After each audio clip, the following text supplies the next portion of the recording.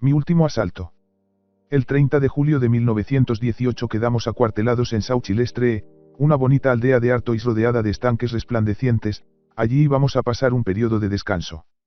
A los pocos días marchamos a pie hasta Escaudeux, situado todavía más lejos del frente. Era un triste suburbio obrero que el aristocrático Cambrai había expulsado, por así decirlo, de su seno.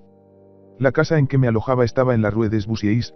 Allí ocupaba la mejor habitación de la vivienda de una familia obrera del norte de Francia. El mueble principal de mi cuarto era el habitual lecho gigantesco. Había además una chimenea en cuya repisa se encontraban varios jarrones de vidrio rojo y azul, una mesa redonda, sillas, algunos cromos del Familistere sujetos en las paredes, con títulos como Vive la clase o Souvenir de Première Communion, tarjetas postales y otras cosas por el estilo.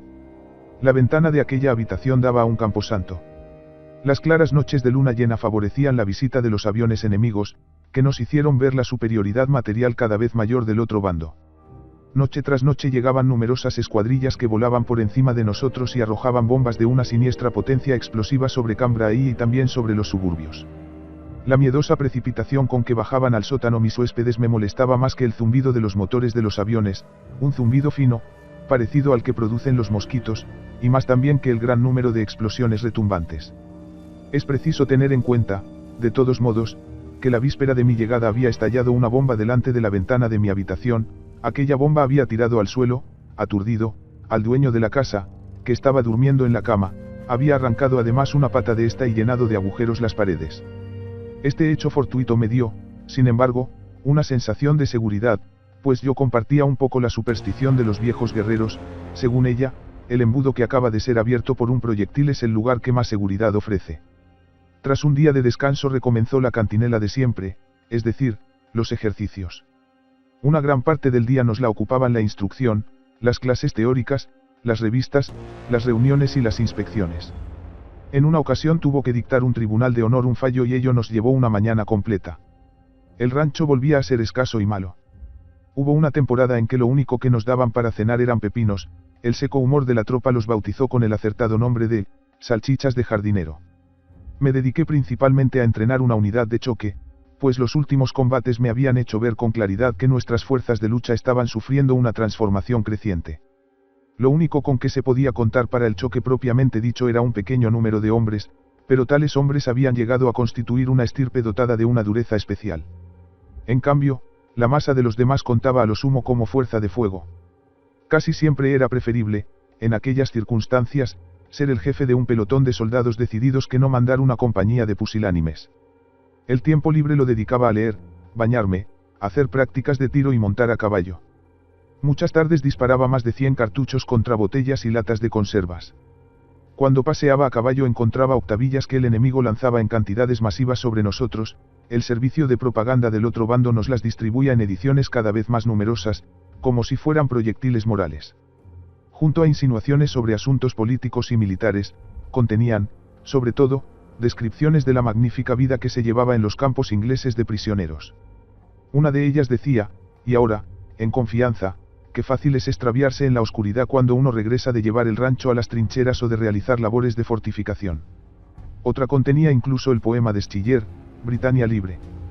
Pequeños globos que flotaban libremente en el aire llevaban hasta el frente, cuando el viento era favorable.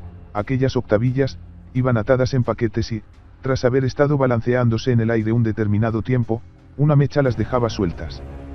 Por cada ejemplar que uno entregase daban una recompensa de 30 peniques, lo que indicaba que el mando consideraba peligroso el efecto que pudieran producir. De todos modos, los costes se hacían recaer sobre la población del territorio ocupado. Una tarde cogí una bicicleta y marché con ella hasta Cambrai. Aquella amable y antigua ciudad estaba desolada y vacía. Las tiendas y los cafés se hallaban cerrados, y aunque una oleada de figuras vestidas con el uniforme alemán anegaba sus calles, estas parecían muertas. Mi visita alegró sinceramente al señor y a la señora Plancot, que un año antes me habían ofrecido un alojamiento tan espléndido. Me contaron que la situación había empeorado en todos los aspectos.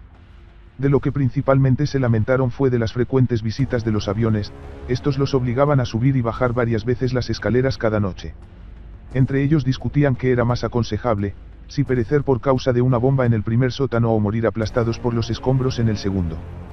Aquellos ancianos señores, cuyos rostros reflejaban tanta preocupación, me causaron verdadera lástima. Cuando los cañones empezaron a hablar algunas semanas más tarde, tuvieron que abandonar precipitadamente la casa en que habían pasado toda su vida. Sobre las 11 de la noche del 23 de agosto me desperté sobresaltado, apenas acababa de coger dulcemente el sueño, alguien daba violentos golpes en la puerta de mi habitación. Era un enlace, que traía la orden de marcha. Ya la víspera nos habían llegado desde el frente los monótonos truenos y estampidos de un fuego de artillería inusitadamente violento, mientras hacíamos la instrucción, mientras comíamos, mientras jugábamos a las cartas, a todas horas estuvimos oyendo aquellos ruidos. Eran una advertencia para que no nos imaginásemos que nuestro periodo de descanso iba a durar mucho tiempo. Habíamos acuñado una palabra especial, muy sonora, para referirnos a aquel lejano gorgoteo del tronar de los cañones, bum bum bar. Rápidamente hicimos el equipaje y formamos en la carretera que llevaba a Cambrai. En aquellos momentos caía una lluvia torrencial. Nos dirigimos a Marquion, a donde llegamos sobre las 5 de la mañana. Nuestra compañía quedó alojada en una granja de enormes dimensiones, cuyo patio estaba rodeado de numerosos establos semiderruidos, cada cual se acomodó como buenamente pudo. Yo y el alférez Sireidar, mi único oficial de la compañía, nos metimos en una construcción de ladrillo parecida a una mazmorra. El fuerte olor a cabruno que allí había nos indicó que en tiempos pacíficos había servido para alojar cabras, pero en aquel momento sus únicos habitantes eran unas grandes ratas. Por la tarde se celebró una reunión de oficiales para estudiar la situación. Durante ella nos dijeron que aquella noche debíamos permanecer en estado de alerta en un lugar situado no lejos de Beugny, a la derecha de la gran carretera que unía Cambrai con Bapaume. Se nos advirtió que el enemigo podía atacarnos con los nuevos tanques, rápidos y manejables. Distribuí a mi compañía en orden de combate dentro de un pequeño huerto de legumbres. De pie bajo un manzano dirigí unas palabras a mis hombres, que me rodeaban en semicírculo. Los rostros aparecían serios y viriles. No era mucho lo que había que decir. Todos habían llegado a ver con claridad por aquellos días que íbamos cuesta abajo. En todo ejército existe, además de la unidad de las armas, también una unidad moral, y esta es la única que explica aquella unanimidad de criterio. El enemigo exhibía en cada nuevo ataque armas cada vez más poderosas, sus golpes empezaban a ser más rápidos y violentos. Todo el mundo sabía que no podíamos vencer. Pero plantaríamos cara al enemigo. Sireidar y yo cenamos aquella noche en el patio de la granja, sentados a una mesa que nos habíamos fabricado con los restos de un carro y la puerta de una casa. Luego bebimos una botella de vino. Cuando acabamos nos metimos en la cabreriza, hasta que a las 2 de la madrugada vino el centinela a decirnos que los camiones estaban ya esperándonos en la plaza mayor de la aldea. Iluminados por luces fantasmales atravesamos, en medio de un gran estruendo, aquel terreno removido por la lucha. Sobre él se había librado el año anterior la batalla de Cambrai. Los villorrios de la zona habían quedado machacados de una manera inverosímil y cuando cruzábamos sus calles, a cuyos lados quedaban los muros de las casas en ruinas, nos veíamos obligados a serpentear por entre los escombros. Muy cerca de Beugny nos descargaron de los camiones, luego nos condujeron hasta los lugares desde los que íbamos a partir para el asalto. Nuestro batallón ocupaba un camino en hondonada situado junto a la carretera Beugny-Vaux. Antes del mediodía llegó un enlace que me trajo la orden de que mi compañía se adelantase hasta situarse junto a la carretera Fremicourt-Vaux. Este avance escalonado me hizo comprender que nos aguardaban sangrientos sucesos antes de que acabase el día. Aquel terreno estaba siendo bombardeado y ametrallado por aviones que volaban en círculo por encima de nosotros y por ello hice que mis 3 secciones lo atravesaran en hilera, moviéndose en zigzag. Una vez que llegamos a la meta nos distribuimos en embudos y agujeros, pues hasta la parte de acá de la carretera llegaban, aunque de manera aislada, las granadas lanzadas por el enemigo. Me sentía tan mal aquel día que inmediatamente me tendí en una pequeña zanja y me quedé dormido. Al despertarme me puse a leer el ejemplar de Tristram Shandy que llevaba en mi guardamapas. Así pasé la tarde, tumbado al sol, que me calentaba con sus rayos, en ese estado de indiferencia propio de los enfermos. A las 6:15 de la tarde llegó un enlace, nos convocaba a los jefes de compañía a una reunión con el capitán Bombeye. Tengo que darles una grave noticia, y es que atacamos. Habrá una preparación artillera de media hora y a las 7 nuestro batallón se lanzará al ataque. Partirá de la linde occidental de Fabreuil, el punto de dirección de la marcha es el campanario de Sapignies. Hicimos algunos comentarios acerca de la orden y tras un enérgico apretón de manos salimos deprisa hacia donde se hallaban nuestras compañías. El fuego comenzaría 10 minutos más tarde y aún teníamos que recorrer a pie un largo trayecto. Informé a mis jefes de sección de la orden recibida y mandé que la compañía formase los pelotones, en columna de A1, separados por una distancia de 20 metros. Dirección de la marcha, hacia la izquierda, oblicuamente, las copas de los árboles de Fabreuil. Una buena señal del espíritu que aún seguía vivo entre nosotros fue que me vi obligado a decidir quién se quedaría atrás para informar a la cocina de campaña sobre el lugar en que estaríamos. Nadie se ofreció voluntario. Iba caminando muy por delante de mi compañía, me acompañaban mis ordenanzas y el sargento Reinaka, que conocía bien aquella zona. De detrás de los setos y las ruinas saltaban los disparos de nuestros cañones. Su fuego se asemejaba más a un ladrido furioso que a una marea exterminadora. Cuando miraba hacia atrás veía a mis pelotones avanzar en un orden impecable. Junto a ellos se alzaban las pequeñas nubes de polvo producidas por los proyectiles lanzados desde los aviones. Ráfagas de balas, vainas de granadas y aletas de shrapnels atravesaban con un bufido infernal los espacios vacíos que entre las menguadas hileras de mis hombres quedaban. A la derecha se hallaba Beugnatre, que estaba siendo bombardeado con dureza. Desde allí llegaban pesadamente hasta nosotros con un gruñido trozos dentados de hierro que, tras una breve detonación, quedaban aplastados en el suelo legamoso. Más desagradable todavía fue el avance detrás de la carretera Beugnatre-Bapaume. Varias granadas de efecto explosivo estallaron de repente delante, detrás y en medio de nosotros. Nos dispersamos y nos arrojamos dentro de los embouts. Yo caí de rodillas encima de él, producto del miedo, dejado allí por alguien que me había precedido. A toda prisa hice que mi ordenanza me limpiase burdamente los pantalones con un cuchillo. Las nubes producidas por las numerosas explosiones de las granadas se aglomeraban ya en las afueras de la aldea de Fabreuil. En medio de aquellas nubes subían y bajaban en rápida alternancia columnas de tierra de color pardo. Me adelanté hasta las primeras ruinas con el fin de escoger una posición y luego, con mi bastón de paseo, hice señales a los hombres para que me siguieran. Aquella aldea estaba rodeada de barracones destruidos por los disparos. Detrás de ellos se fueron reuniendo algunos contingentes de los batallones primero y segundo. Una ametralladora enemiga nos causó algunas víctimas durante el último trecho del camino. Desde mi puesto observaba el fino cordón de nubecitas de polvo que las balas levantaban. De vez en cuando quedaba prendido en aquel cordón, como en una red, alguno de los hombres que llegaban. Uno de los heridos fue el sargento Valg, de mi compañía. Una bala le atravesó una pierna. Una figura humana vestida con un manchester pardo atravesó impasible el bombardeado terreno y vino a estrecharme la mano. Kius y Boge, el capitán Jan Karis y Eipar, Sireidar, Estlager, Heinz, Findeinsen, Olemann y Oppenrad se encontraban detrás de un seto barrido por el plomo y por el hierro y discutían largamente acerca del ataque. Durante muchos días de cólera habíamos luchado en un mismo campo y también aquella vez los rayos del sol, ya muy bajo en el horizonte, iluminarían la sangre de casi todos nosotros. Algunos contingentes del primer batallón penetraron en el parque del castillo. Del segundo batallón, únicamente mi compañía y la quinta habían logrado cruzar casi intactas aquella cortina de llamas. Atravesando embouts y ruinas de edificios nos fuimos abriendo paso hasta llegar a un camino en hondonada que corría por la linde occidental de la aldea. Mientras iba andando recogí del suelo un casco de acero y me lo planté en la cabeza. Solo en situaciones muy comprometidas solía hacer eso. Con gran asombro comprobé que Fabreuil estaba muerto. Al parecer, la guarnición había abandonado el sector que le correspondía defender.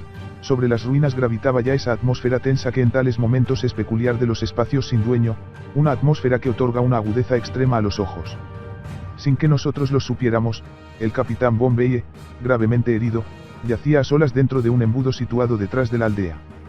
La orden que nos había dado era que las compañías se lanzasen al asalto del modo siguiente: en primera línea, las compañías quinta y octava, en segunda, la sexta, y en tercera, la séptima. Como ni la sexta ni la octava daban señales de vida, resolví atacar, sin preocuparme por más tiempo del escalonamiento. Eran ya las 7 de la tarde. A través de las bambalinas formadas por restos de edificios y troncos de árboles vi salir a campo abierto, disparando un débil fuego de fusil, una línea de tiradores. Seguramente era la quinta compañía. En el camino de hondonada que nos servía de protección dispuse a la tropa para el ataque y ordené que entrase en acción en 2 oleadas. Distancia, 100 metros. Yo mismo iré entre la primera y la segunda oleada. Partimos hacia el último asalto. ¿Cuántas veces habíamos caminado en los años anteriores hacia el sol poniente en un estado de ánimo similar al que entonces nos embargaba? Les Eparges, Guillemont, Saint-Pierre-Bast, Langemarck, Passy-en-Deil, Moeubres, Braucourt, Moury. De nuevo nos aguardaba una fiesta de sangre. Abandonamos el camino en hondonada con la misma precisión con que lo habríamos hecho en un campo de ejercicios, si prescindimos de que, yo mismo, como decía la bonita fórmula de la orden que había dado, me encontré de repente en campo abierto delante de la primera oleada. Junto a mí caminaba el alférez Sireidar. Mi estado físico había mejorado un poco, pero aún me sentía débil. Howlard, que más tarde emigró a Sudamérica, me contó, cuando vino a despedirse, que el hombre que iba a su lado le había dicho: «Oye, me parece que el alférez no regresa hoy». Howlar era un hombre extraño, a mí me gustaba su espíritu salvaje y destructivo.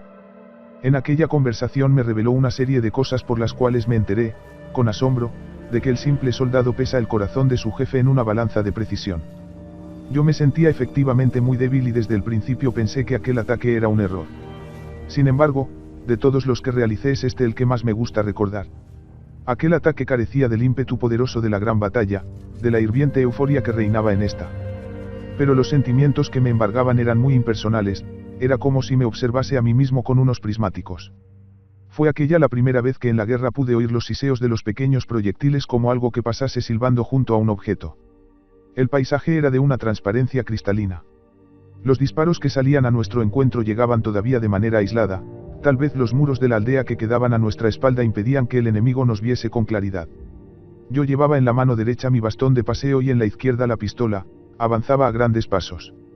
Casi sin darme cuenta dejé en parte a mi espalda y en parte a mi derecha la línea de tiradores de la quinta compañía. Mientras avanzaba noté que se me había desprendido del pecho la cruz de hierro, había caído al suelo. Sir Eidar, mi ordenanza y yo nos dedicamos a buscarla con todo interés, aunque tiradores ocultos nos tomaban como blanco de sus fusiles. Por fin la sacó Sir Eidar de una mata de hierba y volví a prendérmela. El terreno descendía. Sobre un fondo de barro de color pardo rojizo se movían unas figuras borrosas. Una ametralladora nos aporreaba con sus ráfagas. Se acrecentó la sensación de que no había escapatoria. Pese a ello, empezamos a correr mientras el fuego se concentraba sobre nosotros. Saltamos por encima de pozos de tiradores y de tramos de trinchera excavados a la ligera. En el preciso momento en que estaba saltando por encima de una trinchera un poco mejor construida, me lanzó por los aires, como un ave de caza, un golpe incisivo que noté en el pecho. Di un sonoro grito, con cuyo chillido pareció escapárseme el aire de la vida, giré en redondo y caí al suelo con estrépito. Por fin me había atrapado una bala. A la vez que percibía el balazo sentí que aquel proyectil me sajaba la vida. Delante de Mowry, en la carretera, había notado ya la mano de la muerte, esta vez me aferraba más fuerte, más nítidamente.